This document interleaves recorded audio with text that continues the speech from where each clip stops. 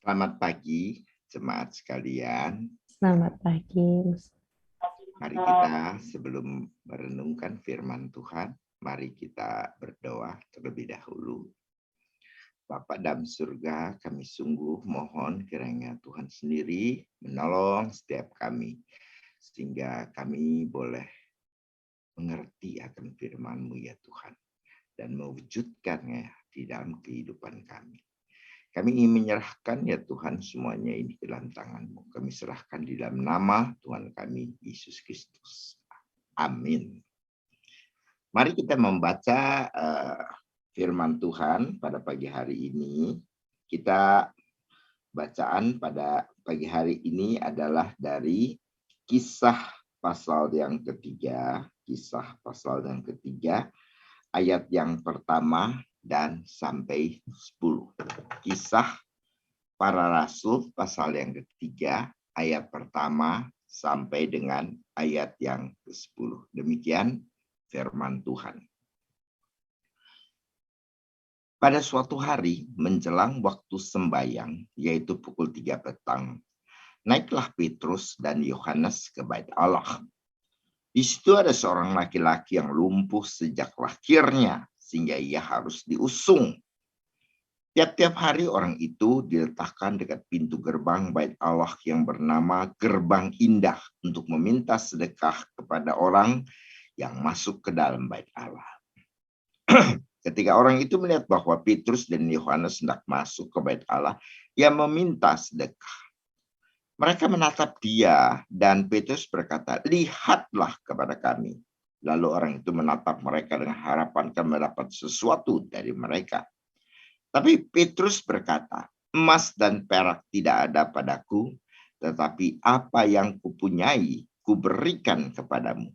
Demi nama Yesus Kristus orang Nazaret itu, berjalanlah."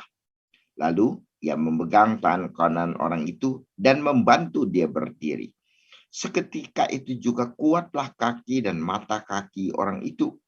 Ia melonjak, berdiri lalu berjalan kian kemari dan mengikuti mereka ke dalam bait Allah, berjalan dan melompat-lompat serta memuji Allah.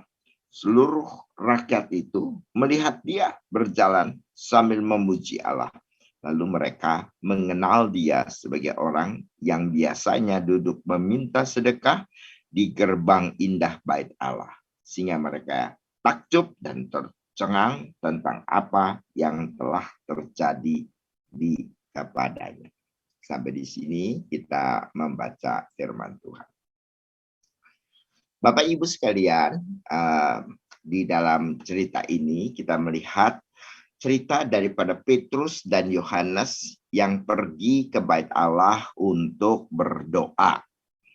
Dan dijelaskan pada waktu itu, waktunya mereka berdoa itu adalah jam 3, ya, jam 3 sore begitu. Pada waktu mereka pergi untuk sembahyang itu. Jadi orang Yahudi sebenarnya juga yang kemudian ditiru mempunyai jam-jam mereka sembahyang begitu, ya. Dan satu hal kita melihat bahwa Petrus dan Yohanes pergi berdoa ke bait Allah, ya, sebab mereka tidak merasakan bahwa mereka ini adalah orang Kristen pada waktu itu. Mereka tidak merasakan seperti demikian, ya. Mereka tetap merasakan mereka itu adalah orang Yahudi, beragama Yahudi, begitu kan? Dan itu yang mereka yang mereka kerjakan. Sehingga mereka pada waktu mau berdoa, ya pergi ke bait Allah karena mereka pada waktu itu ada di Yerusalem. Jadi mereka pergi ke sana dan mereka berdoa ke sana, ya. Nanti kalau kita lihat bahwa kemudian setelah orang Yahudi itu kemudian mengasingkan mereka, membuang mereka, mengeluarkan mereka dari sinagog, dari rumah sembahyang, begitu. Lalu kemudian mereka baru melihat bahwa mereka tidak dapat diterima oleh orang Yahudi. Sehingga kemudian mereka itu kemudian menjadi orang Kristen. Jadi pada waktu cerita ini dalam Kisah pasal 4 ini, jadi kita melihat bahwa Petrus dan Yohanes tidak melihat dirinya sebagai orang yang berbeda agama dengan orang Yahudi pada waktu itu, sehingga dia tentu perginya ke Bait Allah. Lagi pula Tuhan Yesus tidak menciptakan rumah ibadat baru, gereja baru, begitu kan? Jadi agama baru. Tuhan Yesus tidak menciptakan itu, begitu kan? Jadi mereka pada waktu itu tetap di dalam agama Yahudi. Kemudian kita melihat bahwa di situ ada seorang yang lumpuh. Ya, nah, kita melihat bahwa di situ ada seorang laki-laki yang lumpuh sejak lahirnya, dikatakan lumpuh sejak lahir, itu menunjukkan bahwa orang ini sudah sekian lama sakitnya, begitu. Kalau misalnya baru 2 atau 3 hari atau seminggu atau sebulan, orang-orang Yahudi itu akan menganggap bahwa kesembuhan itu terjadi merupakan sesuatu yang bukan mujizat. Oh, kebetulan memang ya waktu itu dia mau sembuh aja, begitu kan? Tapi orang ini sudah lumpuh sejak lahir, ya. Dan kalau kita membaca di dalam bagian yang lain, si lumpuh ini sudah kira-kira berumur 40 tahun, ya, sudah berumur kira-kira 40 tahun. Nah, di situ kita melihat bahwa si lumpuh ini sehari-hari selama sekian tahun dia menjalani hidupnya,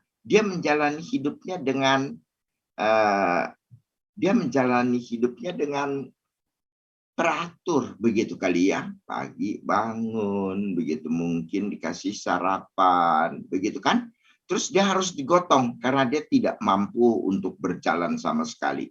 Dia akan digotong oleh keluarganya, kerabatnya mungkin, oleh teman-temannya, lalu diangkat ke gerbang, dekat pintu gerbang indah itu. Ya, kita tahu ada beberapa pintu gerbang untuk masuk ke dalam Bait Allah, ke pelataran Bait Allah pada waktu itu. Nah, jadi mereka itu kemudian membawa si lumpuh itu, mendudukkannya di situ, mungkin memberikan air, mungkin memberikan roti sepotong, mungkin untuk sarapan siangnya, untuk makan siang daripada si lumpuh, dan si lumpuh akan duduk di situ dari pagi sampai sore. Dan setelah itu nanti dijemput lagi, diangkat lagi, masuk ke rumah. Demikian yang dikerjakan si lumpuh selama bertahun-tahun. Jadi dia datang, ya dia bangun, dia kemudian makan, kemudian dia digotong, kemudian dia meminta-minta, kemudian sudah sore dia digotong lagi pulang, kemudian dia makan malam mungkin, lalu dia tidur, besok demikian pula secara teratur, terus menerus. Hal-hal yang sama terus dia lakukan selama bertahun-tahun. Hanya terus-menerus dia lakukan seperti hal itu. Nah, jadi kita dapat membayangkan bagaimana kehidupan daripada si lumpuh ini sebenarnya. Lalu dia meminta sedekah pada pengunjung-pengunjung Bait Allah supaya mereka itu memberikan kepada dia sedikit uang sehingga dia bisa mempertahankan kehidupannya. Demikian cara si lumpuh itu hidup sampai sekian tahun ini. Nah, kemudian kita lihat pada waktu itu Petrus dan Yohanes itu kemudian datang ke Bait Allah untuk berdoa. Dan si lumpuh ini seperti biasa ya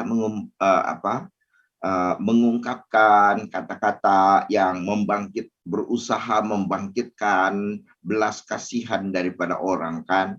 Kasihan saya lumpuh, saya nggak punya uang, saya perlu untuk makan, kasih saya. Begitulah kira-kira ya. Dia selalu rutin untuk mengucapkan kata-kata itu, dan kata-kata itu sudah terhafal. Kalau WL tadi bisa mengatakan kan, kita nyanyi bencanamu itu sudah mungkin sudah hafal begitu ya. Wah, si lumpuh ini bukannya sudah hafal lagi tentang apa yang dikatakan untuk mengemis ini, dia sudah hafal sekian puluh tahun dia menjadi orang pengemis, dia bisa mengatakan itu ya tanpa berpikir lagi karena cuman yang itu saja begitu kan perkataannya. Nah, kemudian kita lihat bahwa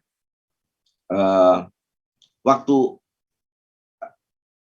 Petrus dan Yohanes melihat si lumpuh ini, dia seperti biasa ya berkata kan kepada Petrus dan Yohanes, tapi mungkin matanya tentu tidak tertuju mungkin kepada Petrus dan Yohanes begitu. Dia cuma ngomong aja omongan yang rutin saja, dan biasanya juga orang tidak begitu perhatikan, dan kalau misalnya mereka mau memberikan sedekah, mereka tinggal lempar uang ke dalam tempat yang disediakan oleh si lumpuh begitu kan.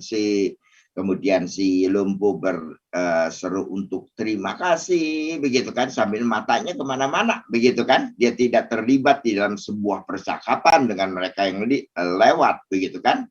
Demikian juga pada waktu Petrus dan Yohanes lalu si lumpuh ini meminta sedekah begitu, tetapi kali ini Petrus mengatakan ya sesuatu yang berlainan. Lihat kepada kami begitu kan, sebab mungkin saja si lumpuh ini melihat kiri kanan dan cuman secara otomatis kayak sebuah robot untuk meminta sedekah begitu kan, tanpa memperhatikan Petrus dan Yohanes sendiri dan memfokuskan perhatiannya kepada Petrus dan Yohanes. Maka Petrus yang melihat hal itu, maka dia berkata ya kan, lihatlah kepada kami, jangan tengok sana, tengok sini, tengok sana. Dengan sebenarnya si lumpuh ini waktu meminta itu hanya melakukan sesuatu secara rutin, secara biasa, secara berulang-ulang, secara sesuatu yang dia lakukan setiap harinya. Dia meminta sedekah begitu kan. Nah, Petrus tidak mau sekedar lewat saja. Maka kemudian dia berkata, lihat kepada kami. Nah, kepaksa deh. Saya rasa mungkin ya si lumpuh itu merasa, aduh resek banget nih, begitu ya. Mau kasih duit ya kasih duit gitu. Kasih aja duitnya. Pakai lihat-lihat dulu, lihat kepada kami, gitu kan. Lalu baru kasih duit, selesai. Lalu kemudian mau kasih, makasih aja. Pakai resek, lihat kepada kami, cuma orang biasa lewat kok begitu ya, resek. Tapi ya dia mau nggak mau, lalu dia menatap kepada Petrus dan Yohanes begitu kan. Nah, tetapi tentu dia mengharapkan, lihat kepada kami. Lalu dia pikir, oh ini orang mau kasih gedean kali ini sih. Nah, coba dia mau kasih berapa sih? Resek, suruh lihat begitu kan. Lalu kemudian mereka si lumpuh melihat kepada Petrus dan Yohanes. Tapi perkataan yang dikeluarkan oleh Petrus dan Yohanes itu adalah sesuatu yang berbeda dengan pengharapannya. Dia tentu mengharapkan sedekah, bukan? Tetapi yang dia harapkan itu ternyata bukan merupakan sedekah. Sebab Petrus kemudian berkata, emas dan perak tidak ada pada kami.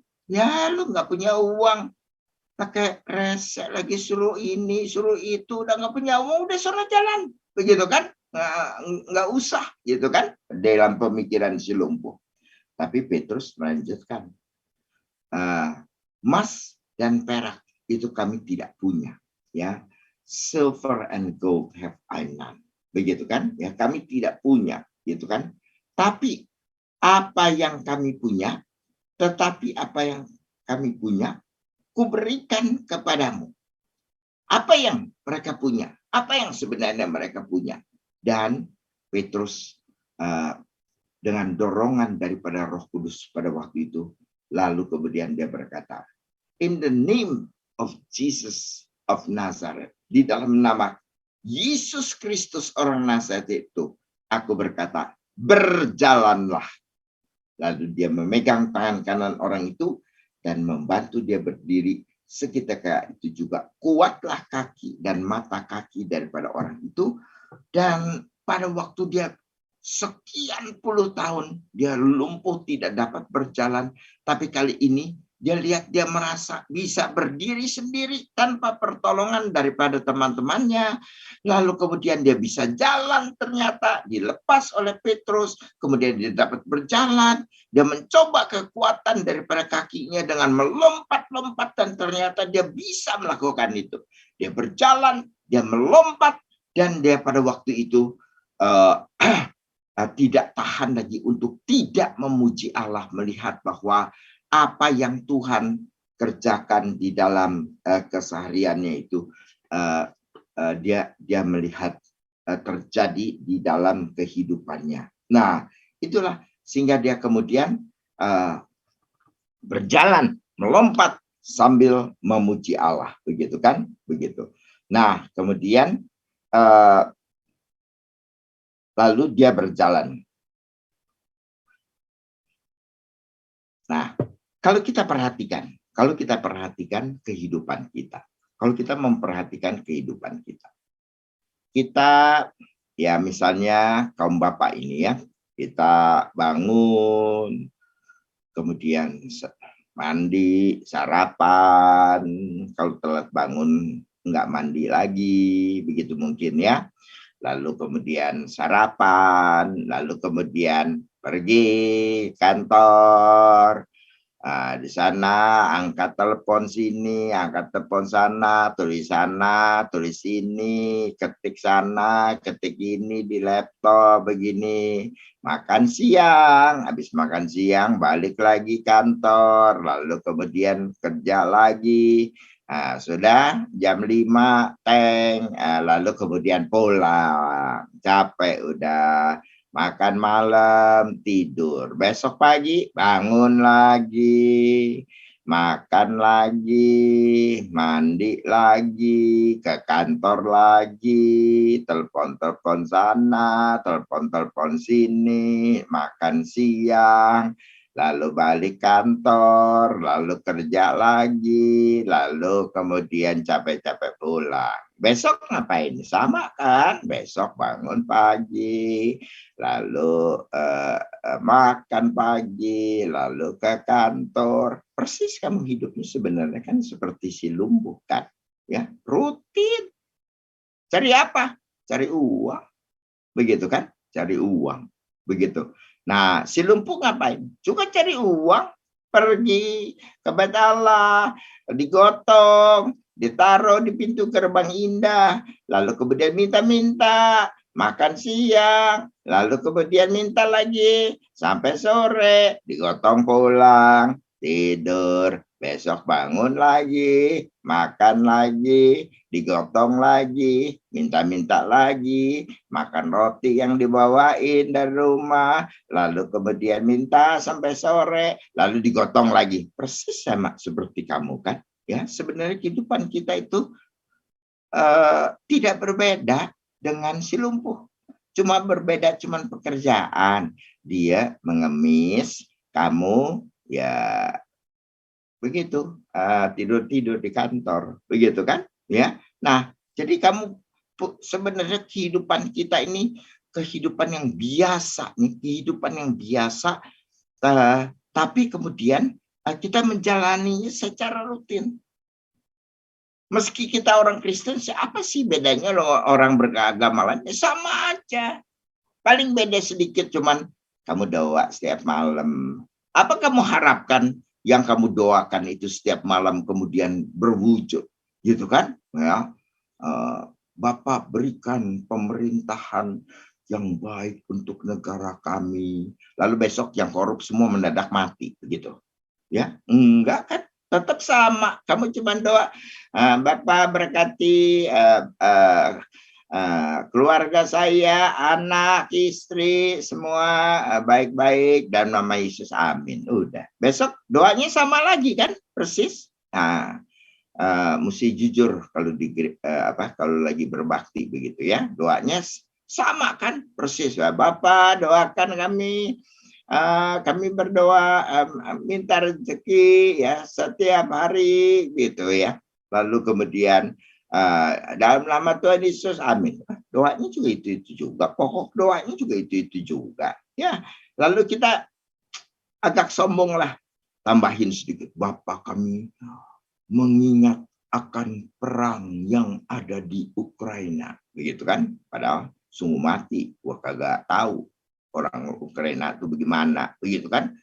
Kami berdoa supaya itu pasukan Rusia itu semua mendadak lumpuh dalam nama Tuhan Yesus, begitu ya, sehingga Ukraina memenangkan pertempuran dan tangan Tuhan bekerja sedemikian rupa sampai Rusia yang merasa diri kuat itu Tuhan hantam, Putin Tuhan gantung segera, gitu kan, dalam nama Yesus. Besok juga kamu lupa kamu doakan apa, begitu kan? Nah, kita menjalankan kehidupan yang rutin setiap hari sama sebenarnya, nggak beda mesti lumpuh, kehidupan kita tuh sama benar sama si lumpuh. Nah, datang Petrus dan Yohanes. Kamu masih ingat tentu ya lagu, kamu lulus sekolah minggu atau enggak saya juga nggak tahu ya. Tapi kalau kamu lulus sekolah minggu ya, kamu masih ingat tentu lagu sekolah minggu ya. Tentang cerita ini kan, silver and gold have I none, begitu kan ya, emas dan perak aku tidak punya, begitu kan. Terus lagunya apa saya udah lupa dong, saya lulus sekolah minggu tapi udah 70 aku sekarang, jadi aku lupa deh begitu kan lagunya bagaimana. Tapi kan emas dan perak aku tak punya nih ya, emas dan perak aku tidak punya, tapi yang aku ada, aku berikan kepadamu, yaitu dalam nama Yesus Kristus dari Nazaret. Bangun dan berdirilah, begitu kan? Ya. Nah, jadi itu yang dikerjakan oleh si Petrus tuh, ya. Nah, kalau kita lihat begini loh ya, ada cerita nih ya, entah cerita benar ceritaan begitu ya, saya nggak persis tahu. Pada waktu itu gereja Katolik dipimpin oleh seorang paus yang bernama Paus Innocent kedua, ya, Paus Innocent kedua, kira-kira abad 13. Sejaman dengan seorang tokoh di dalam agama Katolik yang sangat terkenal yang menjadi dasar daripada seluruh teologi daripada Katolik, yaitu Thomas Aquinas, begitu. Dia pada waktu itu beraudiensi kepada Paus, begitu kan? Si Paus ini lagi hitung uang persembahan. Bapak Ibu mesti ingat ya, zaman itu mesin cetak aja nggak ada, begitu kan? Mana ada uang kertas? Jadi semua uang logam, bukan? Ya, jadi uang kencring gitu kan? Hitung kan, begitu kan? Hitungnya berbeda dengan hitung kamu. Kamu mau hitung kertas, gitu kan? Ini hitung uang apa namanya? Uang koin kan, begitu kan? Tumpuk 10 begitu kan. Ini emas, ini perak, begitu kan? Ya, harganya berbeda-beda. Nah, kemudian si Paus Innocent ini berkata kepada Thomas Aquinas, Thomas, kita ini sebenarnya di gereja udah nggak bisa ngomong seperti Petrus ya, silver and gold have I none, emas dan perak aku nggak punya, begitu kan? Kita udah nggak bisa lagi nih ngomong begitu ya, sebab kita punya banyak emas nih, kita punya banyak perak nih, bohong kalau kita bilang silver and gold have I none, begitu kan? Jadi kita nggak bisa bilang apa yang Petrus katakan, silver and gold have I none, begitu kan? Ya betul juga kan. Your Majesty, kata si Thomas ya, apa namanya, betul juga kita sebenarnya udah nggak bisa bilang silver and gold have I none. Karena kita tidak bisa mengatakan silver and gold have I none, kita juga nggak bisa ngomong dalam nama Yesus Kristus, orang Nazaret, berdiri dan berjalan. Gereja sudah tidak bisa mengatakan itu. Gitu kan? Sebab kita sekarang duit banyak banget. Kita hitung, kita punya duit. Kita tidak bisa berkata seperti Rasul Petrus dan Yohanes. Silver and gold have I none. Emas dan perak aku tidak punya. Tapi apa yang kami punya, yaitu di dalam nama Yesus Kristus. Bangunlah dan berjalanlah. Kita pun tidak mampu untuk menyebutkan hal itu. Begitu kan? Nah, itu sesuatu yang betul. Sebab apa? Terutama kita nih sebagai orang Injil. Kita hidup persis kayak si lumpuh, rutin. Bangun pagi, kerja, makan, lalu tidur, nonton TV, mungkin apa gitu, tidur, bangun, pergi, makan, kerja, itu, kemudian tidur. Gitu. Terus seperti itu, terus seperti itu, terus seperti itu. Ya, lalu kemudian kita datang ke gereja pun, sekarang kita tidak bisa mengatakan silver and gold have I none. Kita sekarang gereja, kita punya duit, gitu kan? Jadi kita cuma menjalankan sesuatu yang rutin. Kebaktiannya kebaktian, selesai ya sudah, begitu kan?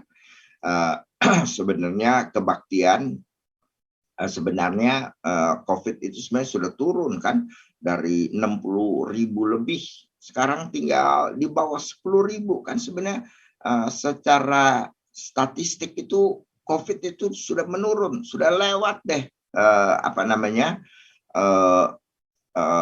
penularan daripada COVID sekarang, begitu ya. Tapi jangan sengaja buka-buka masker di depan orang batuk lagi, begitu kan ya.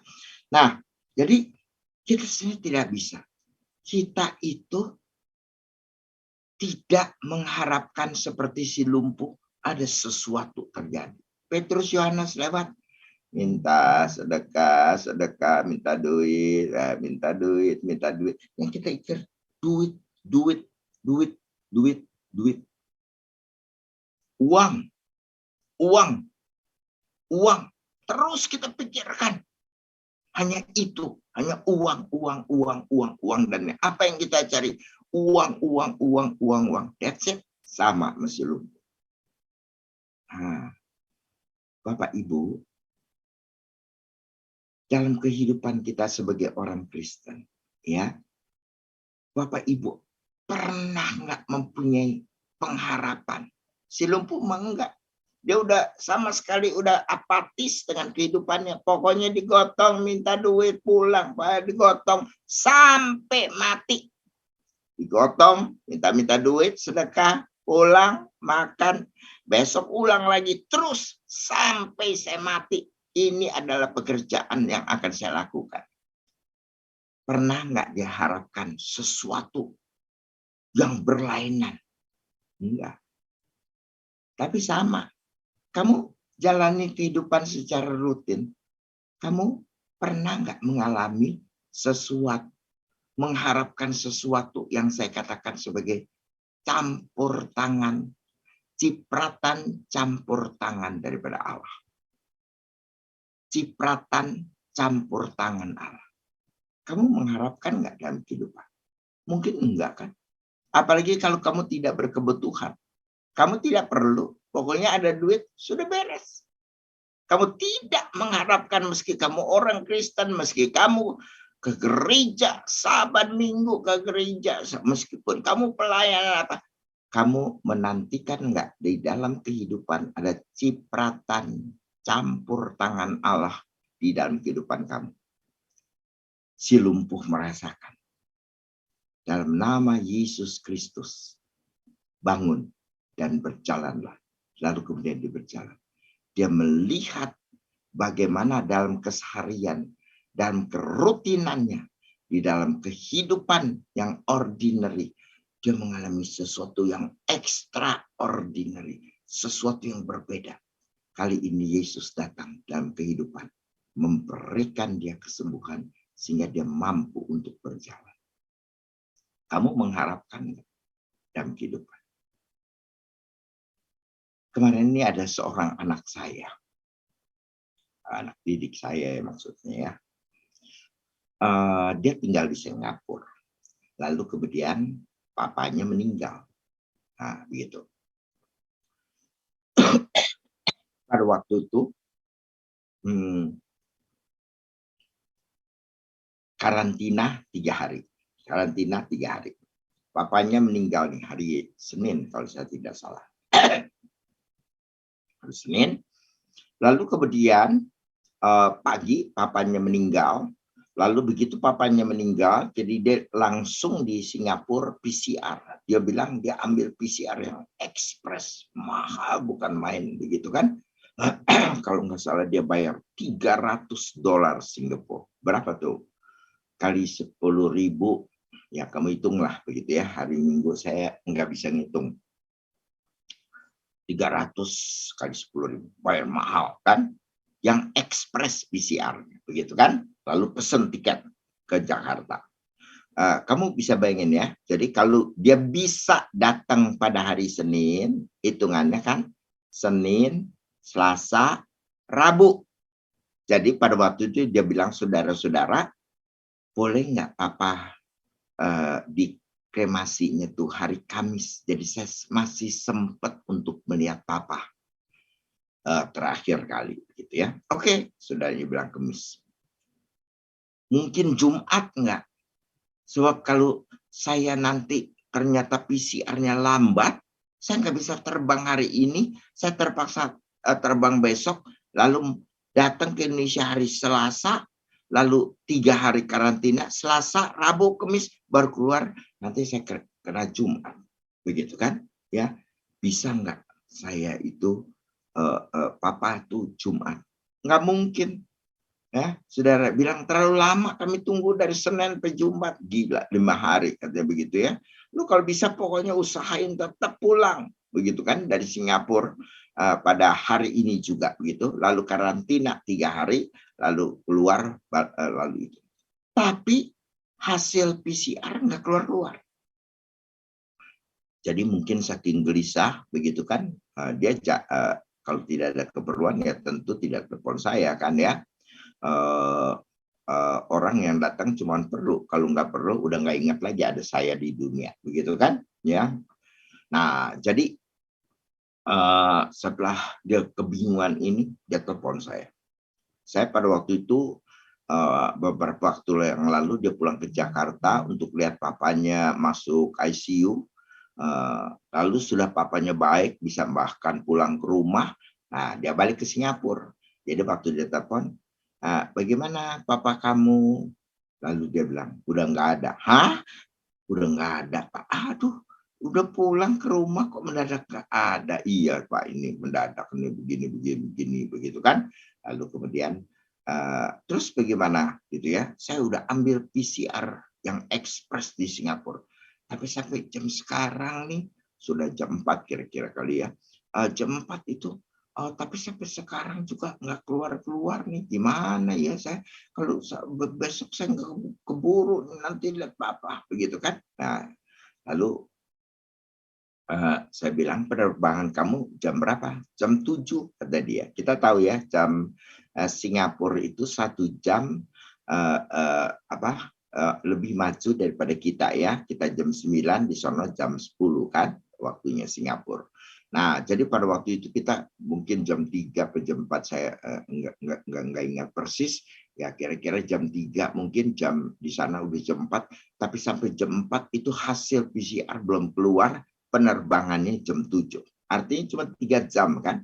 Kalau penerbangan luar negeri kita harus 2 jam sebelumnya di airport, begitu kan, mengurus segala sesuatu. Nah, ini dia jam 4, pesawatnya jam 7, itu hasil PCR-nya belum keluar. Ya. Lalu saya bilang sama dia, kamu teleponin itu PCR, teleponin, bilang papamu meninggal, saya minta khusus hasil PCR saya dicepetin dong, begitu, supaya saya bisa pulang ke Indonesia, begitu kan?